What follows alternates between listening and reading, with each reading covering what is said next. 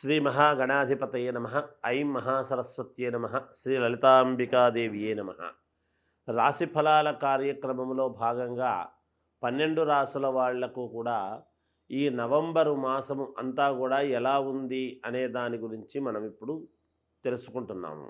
అయితే ప్రతి మాసము కూడా ఇలాగే ఎవరెవరికి ఎలా ఉంటుంది 12 రాసుల వాళ్లకు అనేది చెప్తున్నాం. ఇక్కడ మీరు గమనించాల్సిందేటువంటిది ఒక్కటే, ఎప్పుడు కూడా శాస్త్రములో కరెక్ట్గా ఉంటుంది.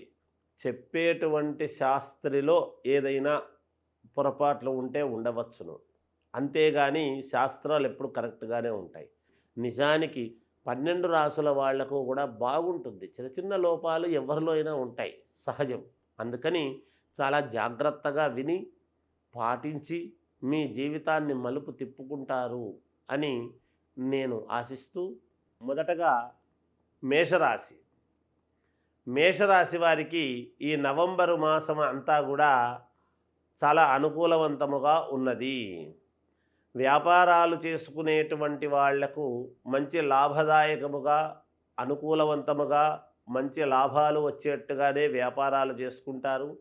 అనుకున్న పనులు అన్నీ కూడా అనుకున్నట్టుగానే సమన్వయం చేసుకొని ముందుకు వెళ్ళటానికి కావాల్సినటువంటి మార్గాలు అన్నీ కూడా మీరు చూసుకొని వెళతారుగాక. విద్యార్థులకు చాలా యోగదాయకముగా ఉన్నది, అనుకూలవంతముగా ఉన్నది. ధనము యథావిధిగా రావాల్సినటువంటిది ఏదైతే మీకు ఉందో తప్పనిసరిగా మీకు వస్తున్నది, వచ్చి తీరుతుంది కూడా. అలాగే బంధుమిత్రుల యొక్క ఆగమనం అనేటువంటిది మీకు జరుగుతుంది. ఇంట్లో శుభకార్యాలకు కావాల్సినటువంటి తగు నిర్ణయాలు తీసుకొని ఆ ప్రకారముగా మీరు ముందుకు అడుగులు వేయటం లాంటివి జరుగుతాయి. అలాగే దూర ప్రయాణాల వలన కొంచెం జాగ్రత్తగా ఆలోచన చేసి ముందుకు వెళ్ళండి. అవసరాన్ని బట్టి వెళ్ళండి, మేలు జరుగుతుంది. అంతేకాకుండా వ్యాపారము వైపు కొన్ని కీలకమైనటువంటి అడుగులు ముందుకు వేసేదానికి యోగదాయకముగా ఉన్నది మేషరాశి వాళ్లకు. ఇక ఉద్యోగ రంగంలో ఉండేటువంటి వాళ్లకు బాగుంది, అనుకూలముగా, ఎటువంటి ఇబ్బందులు లేవు. పైగా పై అధికారుల వలన మీరు అనుకూలవంతముగా ప్రశంసలు అందుకోవడం లాంటివి కానీ ఇలాంటివి జరగవచ్చును. కొత్తగా ఉద్యోగాలు కావాలి అనుకునేటువంటి వాళ్ళు ప్రయత్నాలు చేయండి, కొంతవరకు సఫలీకృతులవుతారు, మేలు జరుగుతుంది. ఇక మేషరాశి వాళ్లకు ఈ మాసము యథావిధిగా అనుకూలవంతముగా, అందున కార్తీక మాసము కాబట్టి మేలు జరుగుతుంది అనేటువంటిదే ఉన్నది. ఇంకా మెరుగైనటువంటి ఫలితాలు మీకు కావాలి అని కనుక మీరు అనుకుంటే మీ వ్యక్తిగతమైనటువంటి జాతకాలను ఒక్కసారి పరిశీలన చేసుకోండి, మేలు జరుగుతుంది. జయోస్తు. శ్రీ మహాగణాధిపతయే నమ. ఐం మహాసరస్వత్యే నమ. శ్రీ లలితాంబికాదేవియే నమ. కార్తీక మాసం ఇప్పుడు మనకు ప్రారంభమైంది. ఈ కార్తీక మాసములో అందరూ పాటించాల్సినటువంటి నియమాలు ఏమిటి అనేటువంటివి ఒక్కసారి మనం చూసుకున్నట్లయితే, ప్రతి వాళ్లకు కూడా మనకు కొన్ని కోరికలు ఉంటాయి. ఎన్ని పూజలు చేసుకున్నా, ఎంత చేసినా మనకు కావాల్సినటువంటివి ఏవో కావాలి, మనకు జరగాల్సినటువంటివి జరగాలి అనేటువంటివి ఉంటాయి. ఇక్కడ జగన్మాత, జగత్పిత అయినటువంటి పార్వతీ పరమేశ్వరుల యొక్క పుణ్యమైనటువంటి మాసము ఈ కార్తీక మాసం. పరమేశ్వరుడికి అత్యంత ప్రీతికరమైనటువంటి మాసము ఈ కార్తీక మాసం. ఈ కార్తీక మాసములో కార్తీకము అంటూ ఉంటారు.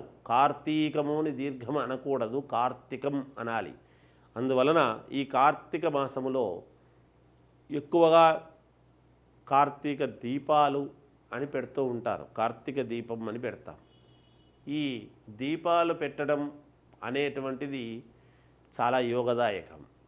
ఇంటి ముందు ఎప్పుడైతే ఇంటి ఇల్లాన్లు అందరూ కూడా ఆడవాళ్ళంతా కూడా ఇంటి ముందు దీపారాధన, నెయ్యితో దీపారాధన ఒత్తి వేసి దీపారాధన వెలుగు అనేటువంటిది చేస్తాము. ఆ ఒత్తి ఆవు నెయ్యితో దీపారాధన చేసినటువంటి దాని వలన వచ్చేటువంటి పొగ ఏదైతే వస్తుందో అది మనకు సమాజంలో ప్రకృతిలో ఉండేటువంటి కాలుష్యాన్ని తగ్గించి తద్వారా జంతువులకు కానీ పక్షులకు కానీ మనకు కానీ మంచి చేసేటువంటి దానికి ఎక్కువగా అవకాశాలు ఉన్నాయని శాస్త్రాలు చెబుతూ ఉన్నాయి. అందువలననే మనము కార్తీక దీపాలు అనేటువంటివి పెట్టుకోవడం జరుగుతూ ఉన్నది. అలాగే కార్తీక పౌర్ణమి నాడు ఆకాశ దీపం అని పెట్టుకుంటాము. మనము శ్రీశైల శిఖరము దృష్ట్యా పునర్జన్మన విద్యతే అని ఎలా అయితే చెప్పారో శాస్త్రంలో, కార్తీక మాసములో ఈ కార్తీక దీపం అనేటువంటిది నెయ్యి తీసుకొని వెళ్ళి నెయ్యి ఒత్తులు 365 ఒత్తులు వెలిగించటములో ఆంతర్యం ఏమిటి అంటే తెలుసో తెలియకో చేసినటువంటి పాపాలు 365 రోజులు సంవత్సరము పొడవునా తెలుసో తెలియకో చేసినటువంటివన్నీ కూడా ఈ 365 ఒత్తులు వెలిగించి దీపారాధన చేసినటువంటి దాని వలన మనము చేసినటువంటి పాపాలు హరిస్తాయి అనేటువంటిది కూడా ఉన్నది. అందువలననే అక్కడ ఈ కార్తీక మాసములో కార్తీక పౌర్ణమికి ఈ దామోదర దీపం అనేటువంటిది పెడతాం మనం. ఆకాశ దీపం ఆకాశములో అంటే ఎక్కడ ధ్వజస్తంభము మీద అనేటువంటిది ఉంటుంది. అలా పెట్టడంలో ఆంతర్యం ఏమిటంటే ఆ రోజు శివకేశవులకు ఇద్దరికీ ప్రాధాన్యత. మామూలుగా శ్రీ మహావిష్ణువు కృష్ణుడి రూపములో ఉన్నప్పుడు నడుముకు తాడు కట్టి యశోదమ్మ కట్టేసింది కాబట్టి దామోదరుడు అనేటువంటి పేరు వచ్చిందని మనకు కథలు చెప్పుకుంటున్నాం. అటువంటి దామోదర దీపదేవతాభ్యో నమః అని పెడుతున్నాము అంటే శివకేశవులకు మామూలుగా శివస్య హృదయం విష్ణు, విష్ణోస్య హృదయం శివ అని మనం చెప్పుకుంటున్నాం. అభిషేక ప్రియో శివ, అలంకార ప్రియో విష్ణు అని. అందువల్ల వీళ్ళు ఇద్దరూ మనకు అవసరమే. స్థితిగతులను చూసేటువంటి వాడు మనకు ఆయుష్నిచ్చి మనకు జీవితాన్ని ఇచ్చేటువంటి పరమశివుడైతే మనము స్థితిగతులను ఇచ్చి సంతోషముగా మనం ఉన్నతమైనటువంటి స్థితికి తీసుకువెళ్ళేటువంటిది విష్ణువు. అందుకని కార్తీక పౌర్ణమి నాడు విశేషమైనటువంటి పౌర్ణమి చంద్రుడు అంటే పూర్ణము కళలతో ఉంటాడు, నిండు చంద్రుడుగా ఉంటాడు.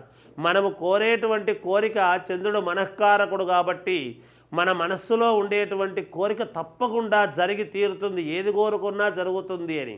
అయితే మనలో చిత్తశుద్ధి ఉండాలి. 10 కోరుకోరాదు, ఒక్కటి కోరుకోండి. 365 ఒత్తులు పెట్టి భార్యాభర్తలు ఇద్దరూ ఒకటిగా అనుకొని ఒకే ఏవకోన్ముఖముగా, భార్యాభర్తలు ఇద్దరు వేరువేరు కాదు, ఇద్దరు ఒకరే. కోరుకునేటప్పుడు కూడా ఇద్దరూ ఒక పద్ధతిగా అనుకొని మాకు ఇది కావాలి అని కోరుకోవడంలో తప్పు లేదు. ఏ కోరిక లేకుండా చేయమంటే అంత నిస్వార్థంగా చేయటానికి మానవులకు ఎక్కడవుతుంది? కోరికలు లేకుండా ఉంటారా మానవులు? అయితే ఆ కోరికల్లో కూడా న్యాయమైనది ఏమిటి, అన్యాయమైనది ఏంటి అనేది ఉంటుంది కదా. మనము న్యాయబద్ధంగా రావాల్సినటువంటి కోరిక ఏదైతే కోరుతామో అది భగవంతుడు ఎప్పుడు కూడా మనకు ఇస్తాడు. అందువలన కార్తీక మాసంలో కార్తీక పౌర్ణమి నాడు ఇలా 365 ఒత్తులు వెలిగించి మీ కోరిక ఏమిటో కోరుకోండి, మీకు మేలు జరుగుతుంది.